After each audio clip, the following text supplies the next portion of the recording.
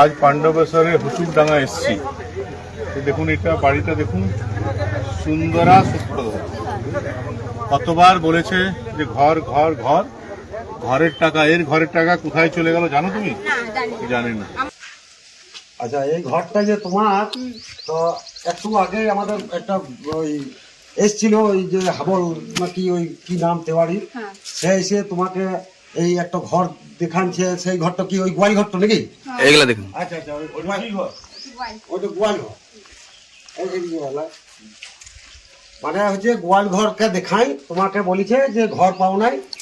আচ্ছা, এই তো যখন তোমার ঘর, নিশ্চয়ই দিদি তো তোমাকে তাইলে এত সুন্দর ঘর থাকলে তো আর ঘর দেবে না, ঘর দেওয়া যায় না।